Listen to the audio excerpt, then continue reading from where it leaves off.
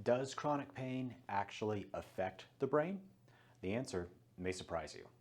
Hey, I'm Dr. Sam McDonald, brain health expert, helping you rewire your brain so you can live a better life.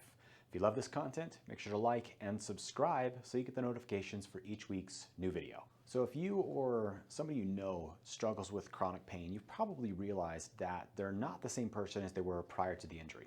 You probably noticed that they're maybe a lot more angry, impulsive, short-tempered, just frustrated, just in general, not a nice person to be around. And you also have to understand that a chronic pain injury is now no longer a tissue injury. It is now a neurological issue. So understand, let's take a knee sprain, for example. A knee sprain should heal in a matter of weeks to months, depending on the damage that is there.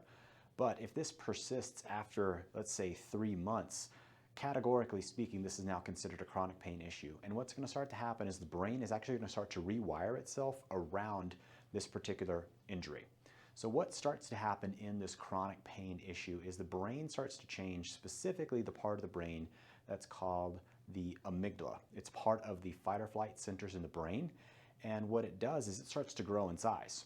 So what happens is a person who has a chronic pain issue is constantly getting bombarded with these signals coming from the body, and it's putting their brain into more of a stress response. The amygdala is responsible for our fight or flight mechanisms, and when somebody is constantly getting this information from the body, putting them into fight or flight, they're going to become more of an emotional person and less of a rational person.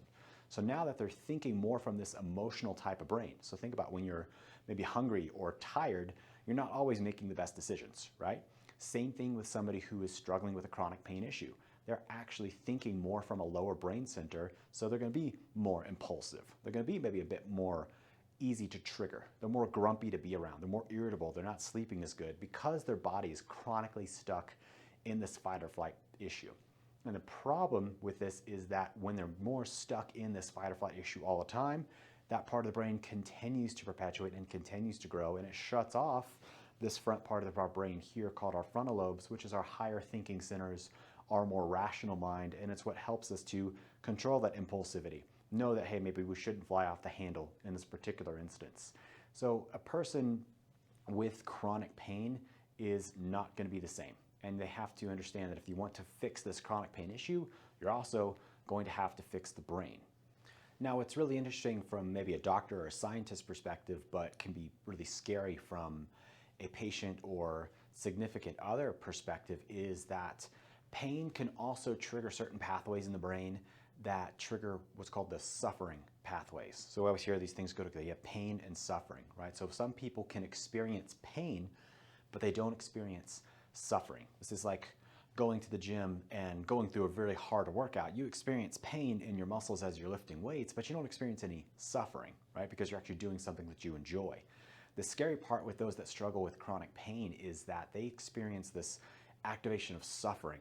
So now their personality is also going to be shifting into more depressive mood states. And this is where it can get scary because people start to lose hope. They think that there's no way out of this, that they're always going to be struggling with pain for the rest of their life, and they're always just going to be this miserable wretch who's a burden to their family, and in really, really scary cases, maybe just loses the will to live. So that can be really traumatic for people. That can be really scary for significant others trying to support somebody because you're not in this suffering mindset, in this suffering state. You're thinking, hey, there's got to be some way we can figure this out to get you out of this painful situation. And there absolutely are methods and technologies out there that can do that. It's just being able to find the right application for the person. So if you're watching this video and you are struggling with chronic pain, know that there is hope. There are doctors out there that know what they're doing, that know how to get you out of this chronic pain situation. It's just finding the right one. And it may not always be in a Western medicine model, and maybe having to look for alternatives and solutions outside of that model that actually look at the entire mechanisms from the brain to the body and other things that are going on. So on that note, you should be healthy by choice, not by chance. And for that reason, I will see you on the next video.